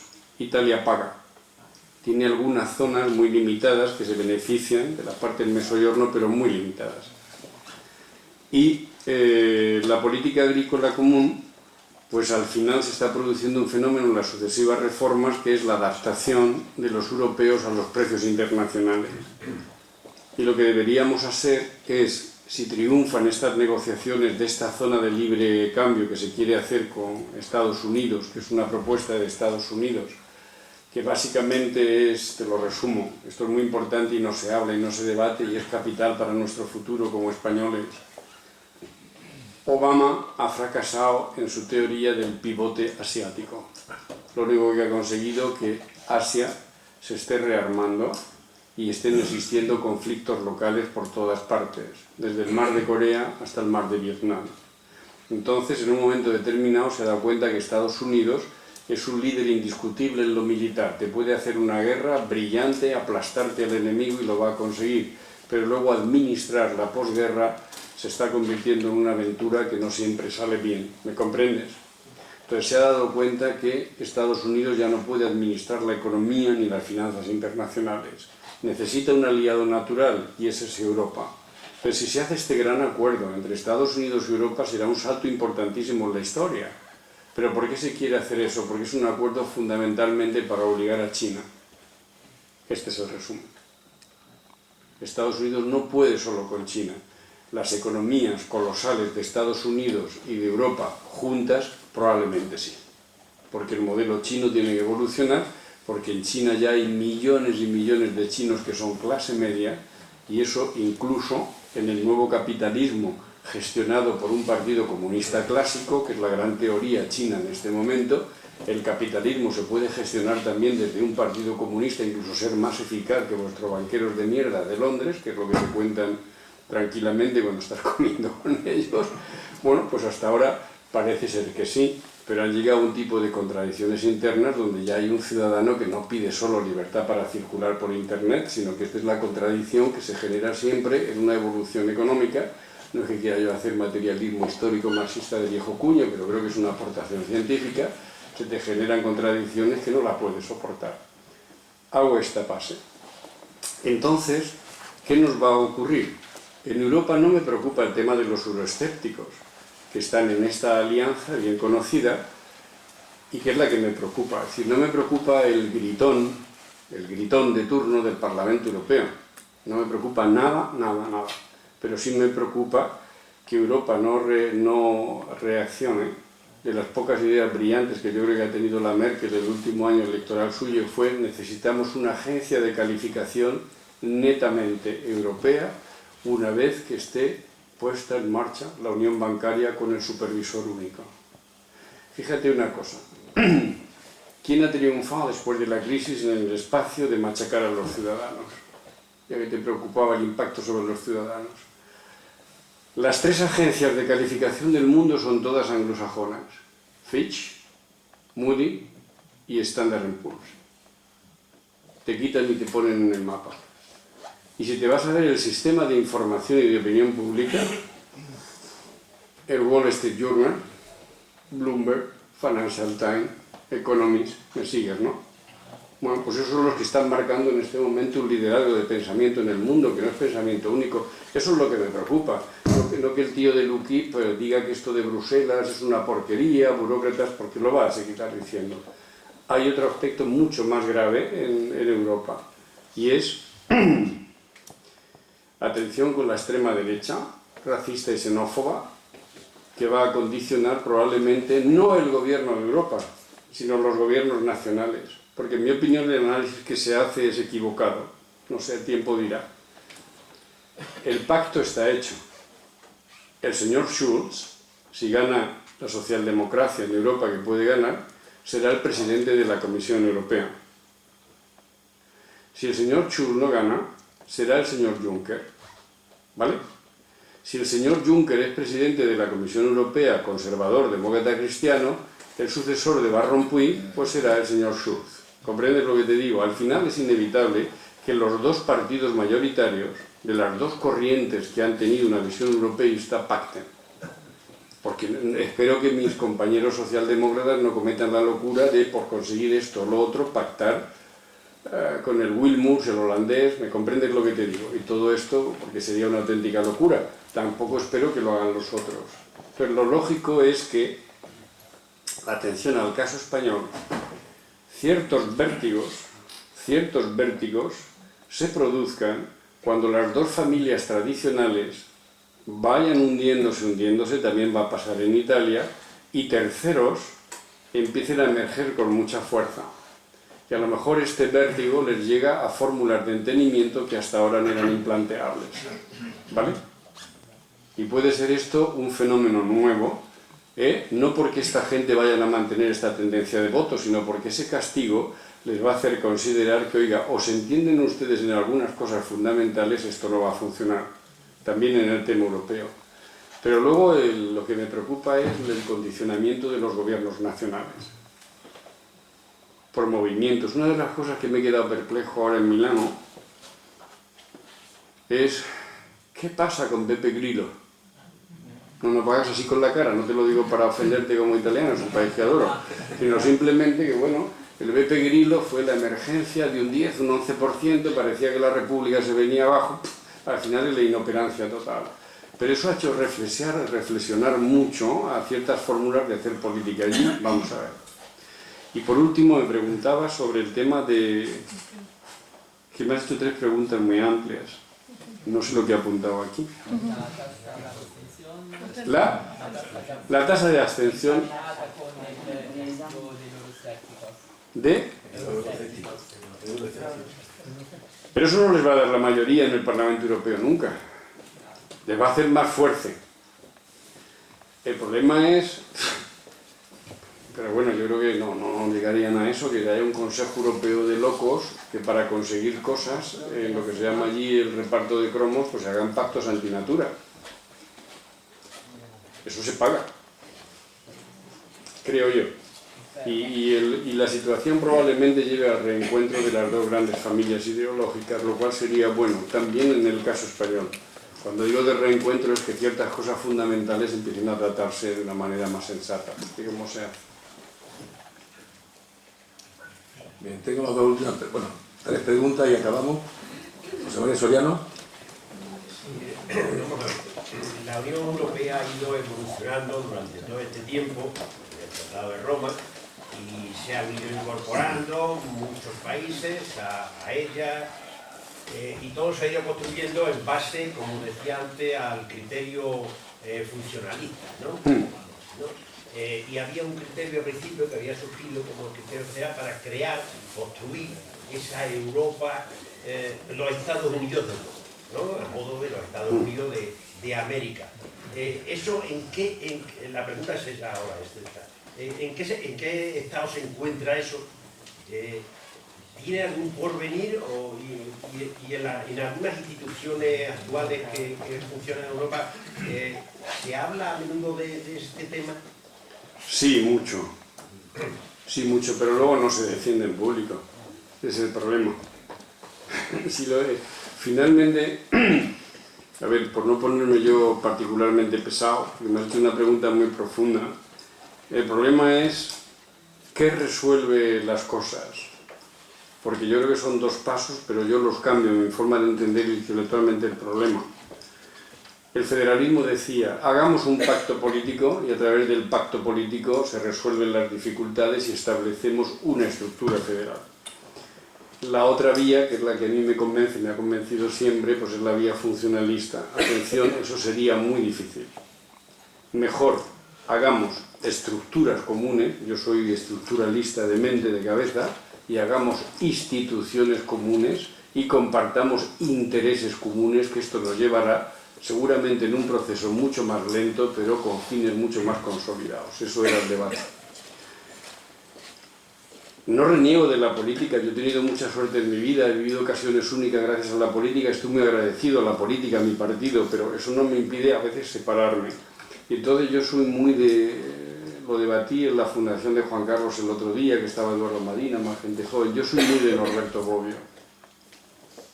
Los pactos de la política, por definición, son coyunturales y precarios. Lo que le da fuerza a una democracia son sus reglas y sus instituciones. Yo creo en esto. Los pactos políticos son por definición precarios y coyunturales. Hoy pacto contigo, mañana pacto con aquel, mañana pacto con el otro. Pero una sociedad se fortalece gracias a las reglas, particularmente las no escritas, no es necesario que esté todo escrito, eso no es verdad, y con instituciones modélicas, respetables, que las instituciones son las que están todo el día vigilando que los derechos universales públicos se respetan, son correctos. Eso es básico, no lo hemos entendido todavía aquí. Seguramente porque hay un clivaje histórico, por no meternos tampoco. Es decir, la historia de Europa está muy vinculada, no he querido tratar el tema, ni siquiera cuando me has planteado, por no confundir, entre la Europa que hizo la reforma y la otra Europa que hicimos la contrarreforma. ¿Me comprendes? Yo creo mucho en la ética protestante de Max Weber. Creo que la virtud del ahorro es una virtud. Creo que el orden intelectual es un valor. Esto de que la izquierda somos happy pandy y a los conservadores les gusta el orden me ha parecido siempre una estupidez. Yo creo que el método es muy necesario también para la izquierda. ¿Me comprendes? Es decir, que muchas veces nosotros mismos nos hemos liado en una serie de cosas y yo creo que el método, no sé, me interesa mucho más la duda metódica de Descartes que las declaraciones de un gran líder. Comprende mi forma de pensar, pero el líder es necesario. Pero yo quiero un líder trabajando dentro de un método. Yo quiero un líder trabajando dentro de un relato. Yo creo un líder trabajando y respetando las reglas de la democracia. Y yo creo que un líder que respete las instituciones. ¿Ves? Sí. ¿Por qué te ríes? No, no es decir que te ríes. Es que yo creo eso. Y a lo mejor os parezco una ave extraña, pero siempre lo he pensado. Te diré un último dato. Si es la última pregunta, no sé si había otra. Hay dos más y ya acabamos. Bueno, pues ya te lo diré. Entendido del método mira, yo tuve la suerte cuando fui al Colegio de Europa, he tenido mucha suerte en la vida, becado, porque en mi casa éramos 7 hermanos, pero yo era un chico ordenadito, estudioso, voluntarioso, es verdad, soy Juan Carlos, desde jovencito, y tuve la suerte de pertenecer a la última generación, la última promoción, de Henry Bruckmann, esto no os dirá nada, que fue un gran europeísta, que fue el que organizó el gran movimiento europeo del año 1949, el primer congreso después de la Segunda Guerra Mundial, donde tuvo un papel destacado, y eso se ignora en las clases en la universidad, don Salvador de Madariaga, que fue el presidente de la Comisión de Cultura, y el ponente político, que fue don Indalecio Prieto, que vino de México. Este tipo de cosas, pues a veces hay que machacar y ponérselos en las filminas porque se han olvidado. Y cuando yo llegué allí, pues viniendo de la Universidad Española, en aquella época que estudiar Europa era de locos, porque era la conspiración judeo-masónica, la primera lección que nos dio Bruckmann, y el que fue luego posteriormente jefe de gabinete de Jean Monnet, Michel Lori, un profesor francés, la primera lección que nos dieron sobre Europa y lo peor de Europa, que es lo que ellos llamaban en francés le nationalisme pernicieux, los nacionalismos perniciosos, la lección empezaba en el gran cementerio de West Vlamish, de la Primera Guerra Mundial, que lo habéis visto en la tele, que es ese campo de cruces blancas absolutamente inmenso, y empezábamos la lección en un cementerio. Puede parecer disparatado dar una lección en un cementerio de la Primera Guerra Mundial, pero no lo era. Entonces aquellos hombres eran fundamentalmente funcionalistas y te explicaban todo eso. Atención, La política no resolvió. El Tratado de Versalles no resolvió nada, al revés, lo empeoró. Entramos en la época de los nacionalismos perniciosos, porque en Europa históricamente es verdad que ha habido nacionalismos perniciosos. Los ha habido, y no hay que tener miedo a decirlo, respetando mucho las singularidades de todos nuestros territorios, por supuesto. Y la única forma de evitar esto es esto y esto y esto y de más allá. Por eso yo creo tanto en que finalmente una sociedad, aunque parezca un discurso muy antiguo, necesita cierto grado de estructura básica. Una sociedad que no tiene una estructura básica y todo se convierte en... Tenemos que ser flexibles, es las teorías que a mí me ponía de los nervios. Hay que buscar el momento oportuno, no es el momento, búscalo. Te matabas a trabajar y lo buscabas y decías, coño, es que las circunstancias han cambiado, con lo cual podías cambiar de política cada 24 horas. Eso pues nos llevó a lo que nos llevó. Al final el ciudadano termina dándose cuenta. Yo soy muy estructuralista, en el buen sentido del término, que comprenden, no soy soviético, para si hay alguno que lo piensa, en absoluto, pero sí me gustan las estructuras de método, de trabajo, de orden intelectual, de este tipo de cosas. Si no, no funcionan las cosas. Creo los partidos políticos, digo, para que no haya dudas. Sí, venga, vamos. A ver, ¿aquel señor? Sí. Me llamo Juanjo y esta mañana cuando he visto la entrevista que le hacen en el periódico Hoy, pues me alegré de ver su nombre y hombre, este hombre debe saber bastante sobre Europa y por eso le digo, y efectivamente me lo ha confirmado. Pero también en una de las respuestas que había allí decía que estaba en Iberdrola por aquello de la defensa del medio ambiente. Y yo digo, hombre, pero esto es una contradicción que tiene este hombre, ¿cómo es posible? No, No, un momento, le explico por qué. Según mi visión, luego me responde de todas maneras, como al final va a ser una cuestión de su economía personal, si no quiere responder, no responda. A mí siempre me llamó la atención pues, que gente del Partido Socialista, como Pedro Solbe, Ibarra, Elena Salgado y tal, estén dando brillo ahí a las eléctricas. Aznar también, pero vamos, de Aznar lo esperamos. Yo no estoy en ninguna eléctrica. no, Yo no pero... estoy ni en eléctrica, ni de vela, ni de nada. De gas, Elena Salgado... No, pero... Perdón, concrete la pregunta, por favor. Mi pregunta es, si está en Iberdrola, y Iberdrola es la que está haciendo mayor campaña en contra de las renovables, porque va en contra de sus intereses, y a Extremadura concretamente, el varón de las renovables, según Fernández Vara, 10.000 puestos de trabajo se han perdido. Por tanto, digo, bueno, este hombre realmente no sé cómo puede explicar estar en Iberdrola dándole el color verde ese que tiene Iberdrola, que yo no se lo... Veo que tú tienes una posición y me alegro que me haga la pregunta. Muy bien. ¿Usted sabe quién soy yo en Iberdrola? Pues presidente de la fundación. Sí, lo he leído. Pues un presidente de la fundación, usted sabe que es un trabajo voluntario. Entonces, quítele a priori. Usted vio un programa horroroso, pagado por un señor que no le salieron bien las cosas en el sector eléctrico, que ha creado este tipo de confusión pública, pero no me importa explicarme. ¿Me comprende ahora?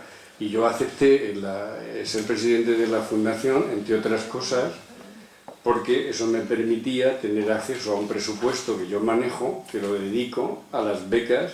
Tengo 100 investigadores a mi cargo y al mismo tiempo esto me ha permitido dedicarme fundamentalmente a algo que dirá que señor más atrabiliario.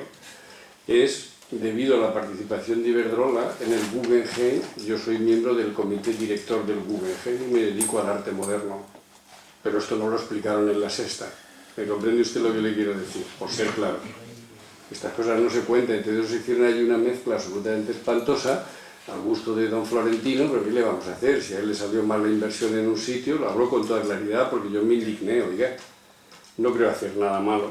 ¿Me comprende usted? Al revés. Y ojo, no olvide usted una cosa, Iberdrola es líder mundial de energía eólica.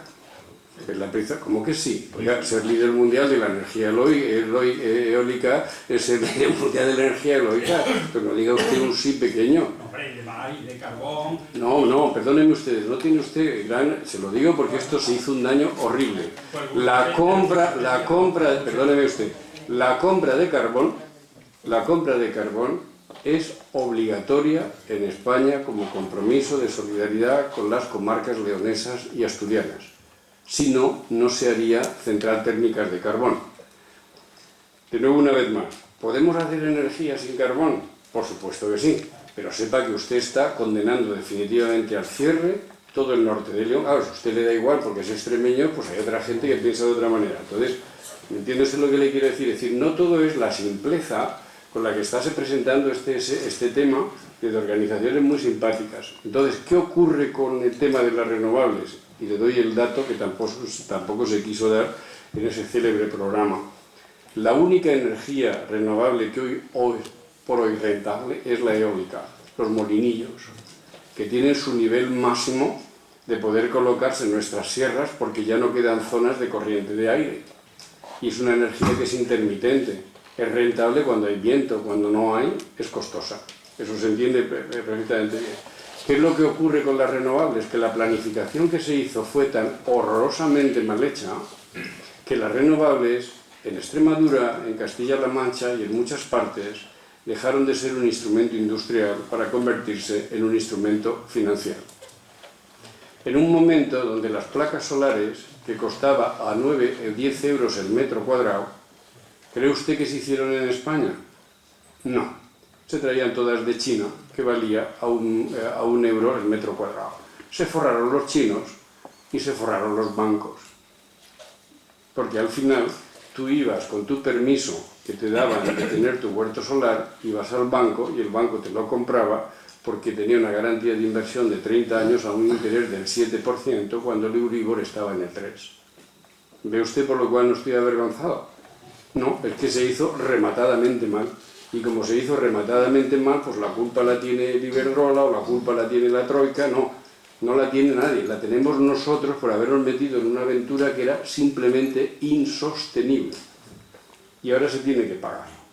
Pero quédese tranquilo, tengo la conciencia tranquila y yo me dedico a mi fundación y está usted confundiendo con algo que se hizo en aquel programa, que es meter a gente que está colaborando en distintas ramas de cultura con gente que está en consejos de administración.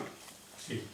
Me imagino, perdón, un momento, que yo también me he oído usted, me imagino. No, usted no. Sí, ha dicho usted Ibarra con la... No. Quería decir otro... Ah, bien. Esto me lo dijeron después del programa. Quería decir otro señor, cuyo testimonio es importante, que es el de Felipe González. Y mire por dónde el presidente... Ya, pero es que procure usted que no se le escape tantas veces eso. Porque puedo yo pensar que le están pagando a usted de la ganancia eólica y ya está. ¿A usted quién le paga? A mí hay una cosa que me preocupa, y es que yo quiero que ganen los socialistas y con malos testimonios no ganen. Y por tanto, pero procure que no se le escape otra vez. Perdone, yo le felicito al señor Marín de que de una manera altruista o benefactora esté ahí. Sin embargo, no es el mismo ejemplo de Felipe González, porque Felipe González Perdón, su tiempo acabó ya, hizo la pregunta, se le ha contestado. Yo le contesto, decirle que ya... No se sienta, quiero decirle lo siguiente. Es que no puede ser tú... Mire, no, pero es que perdón, al moderador, que no me termine. Felipe González, pasó ¿verdad? igual en Valencia el otro día. Estoy aburrido, voy a salir de la eléctrica a pesar de que gana mucho dinero en ella. ¿Sí o no? Pues lo ha dicho, eso es un testimonio negativo de un socialista. Por tanto, ténganlo en cuenta. Y esto es un testimonio positivo. Que no, que yo no quiero ser el bueno y el otro el malo, que usted se equivoca, de verdad. Que yo lo comprendo. Piénsese que en esta crisis está habiendo mucha información orientada. Yo le hablaba antes del espacio de quién ha ganado detrás de esta crisis, y detrás de esta crisis hay ganadores. Y piense usted una cosa dramática. En España, detrás de una proyección que le van a hacer a usted, pregúntese usted quién está detrás del Consejo de Administración de esta tele y de este periódico. Y va a descubrir algo usted dramático. Hemos perdido en España algo fundamental, que es un debate político abierto. Y lo que se hace en España ahora es básicamente información de trinchera. ¿Comprende lo que le quiero decir? Trinchera A, trinchera B, y se suelta lo que se tenga que soltar y da igual, porque hay que servir ciertos intereses. ¿Qué le vamos a hacer? Pero quédese tranquilo. Y termino diciéndole algo. Felipe González dejó de ser presidente del gobierno en 1996, hace ya muchos años. Pretender, se lo digo por mi propia experiencia, que después de que te has ido de la política en 1996, en tu agenda de contactos personales, tienes capacidad de cambiar leyes, reglamentos y todo eso, es simplemente una locura que nos hemos inventado en este país. ¿Usted de verdad cree que Felipe estaría en condiciones de convencer al señor ministro Soria del PP que cambie la regulación de las renovables? Que son cosas totalmente absurdas, totalmente absurdas. Ha pasado mucho tiempo. ¿Tiene derecho a hacer este tipo de trabajo? Mientras no sea incompatible, como él dijo, se podrá juzgar desde el punto de vista de la militancia. Yo observo que usted tiene una muy particular, si esto le gusta o no le gusta, pero eso ya es un problema personal, no es nada inmoral, ¿me comprendes? Otra cosa muy distinta es que otros casos que si usted ha citado se fuera de un día para otro al otro sitio. Que Felipe dejó de ser presidente de gobierno en el 96, estamos en el 2014, ¿cuántos años han pasado? 18 años, es cuando a mí muchas veces me dicen, no, pero tú en Bruselas tienes muchas manos, pero si yo me fui de allí en el 99, Dios santo, si yo no me conocen ni los bedeles. Si yo he ido ahí a dar conferencias, eso me te ha pasado. Es decir, tú te sales del circuito de poder, Dios mío, y no eres nadie en cuestión de un año y medio, créame usted. Otra cosa es que la teoría de la conspiración nos apasione. 1 año y medio, 2 años fuera del poder, no eres nadie, créame usted. No te llama nadie a casa. Ni tú llamas a un ministro y te coge el teléfono. Se lo digo por experiencia propia, no eres nadie. Venga. Bien, cerramos el ciclo con la pregunta tuya. Sí, bueno, en primer lugar, agradecerle y felicitarle por la intervención y por, yo creo, más que por convencernos, por reforzarnos, por lo menos a los europeístas, creo la importancia de estar en Europa. Creo que a pocos extremeños, al menos de mi edad para arriba, nos tienen que convencer de las ventajas que ha tenido Europa para nuestra región, ¿no? Y desde luego que son más que evidentes. Y también hablando más que de región, de ciudad, dentro de Europa, de las ciudades, alguien de Badajoz mucho menos, ¿no? Que hasta hace bien poco, pues teníamos aquí que cambiar escudos en los soportales de los centros comerciales, o se nos ponía la cara colorada cuando traíamos 3 kilos de café en vez de 2, porque nos podía poner, nos puede casi tener, no contar 3 kilos de café en la frontera. Pero obviamente eso que lo valoramos, cualquiera que sea de mi edad, mis hijos ya han usado el euro siempre, han ido a Portugal a comer o a comprar con toda normalidad, y hace falta ir algo más allá.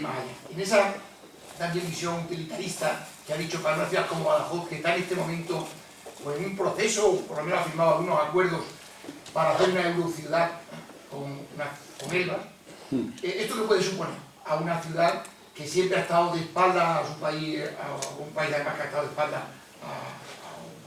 a los 4 kilómetros de la frontera? La ciudad llega hasta la propia frontera y ahora está en ese proceso de eurociudad que no es solamente el Badajoz, sino que hay muchos ejemplos en Europa de ese tipo. No he leído lo de la entrevista de hoy, pero el periodista que me lo hizo por teléfono ayer me pidió una opinión sobre esto. Y no sé si lo han recogido o no, porque al final nos alargamos y yo le dije que total libertad para poner lo que le entendiera profesionalmente oportuno.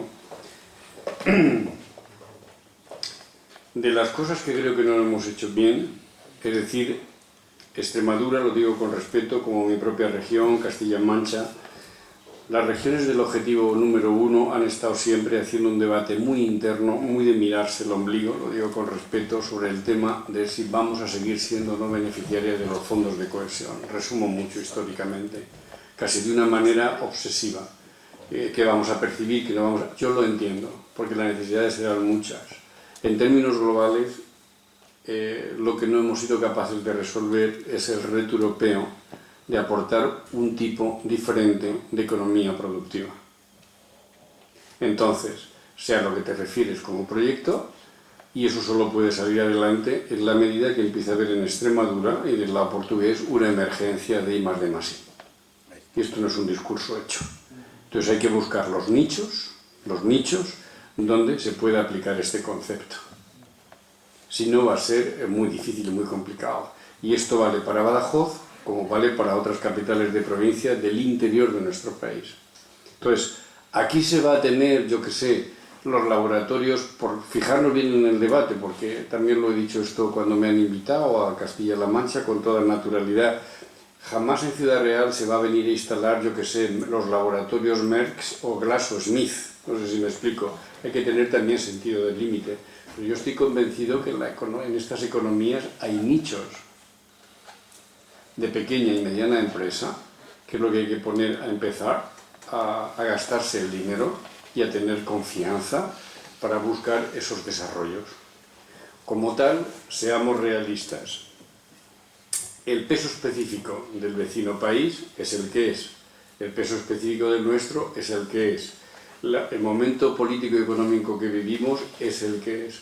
Y entonces, respecto al futuro, hay que saber, como me decía el periodista, pero usted me asegura que en el 2000, cuando las perspectivas financieras eran 2019, 20 o por ahí, el 2019, pero usted me asegura que Extremadura, y yo le respondí, no sé lo que habrá escrito él en el periódico, hasta el 2019 usted tiene garantizado la transferencia, pero de aquí al 2019 empiece a pensar que va a entrar en competencia con otros y será mucho más difícil mantener su situación.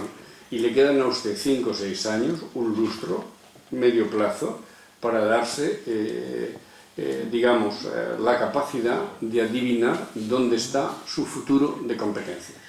Este es mi punto de vista. Si no, va a ser muy difícil. Si no, va a ser muy difícil. Y el problema es que en España ciertas cosas pues no se han planteado bien. Sobre todo el tema de I+D+I. El ejemplo de las energías pareció que explotábamos y nos convertíamos en los pioneros de, pero sobre un aparato financiero que era mucho más especulativo que de creación industrial. ¿Vale? Me comprendes perfectamente. Entonces lo que tenemos que ver es cuáles son los nichos de productividad y de competencia que existen en Extremadura y que se puedan radicar en el conjunto de la región. Y obviamente pues Badajoz va a drenar el efecto capital. Si no, yo no veo las opciones de futuro para la España del interior si no descubre sus nichos, que los hay. Y salir y vender en los mercados internacionales, que hay posibilidad. Y aquí estoy convencido que tiene que haber esa opción. No conozco muy bien, leo de vez en cuando los análisis que me envía Jesús Medina de los papeles de economía de la antigua Caja Extremadura, pero aparte de eso no conozco muy bien cómo está el debate, pero no veo otra opción. ¿Sabes? Porque lo público no va a poder dar más de sí. Hablo de lo público europeo, en el 19, en el 20, en el 21, ya seremos todos muy viejecitos, pero para las nuevas generaciones de extremeños pues se va a entrar en competencia con otros, que donde vosotros vais a empezar a ser medio ricos, no sé si me explico. El índice os va a tirar para arriba y van a entrar en Europa pues otros que son menos desarrollados. Pues ya termino, os he dado la paliza auténticamente. Bien, pues antes de terminar yo quiero reiterar nuevamente a los señores Marín y Rodríguez Ibarra su presencia aquí con nosotros y queremos entregarle la medalla representativa de nuestra sociedad y para eso le pido al vicepresidente Antonio García Sala que suba.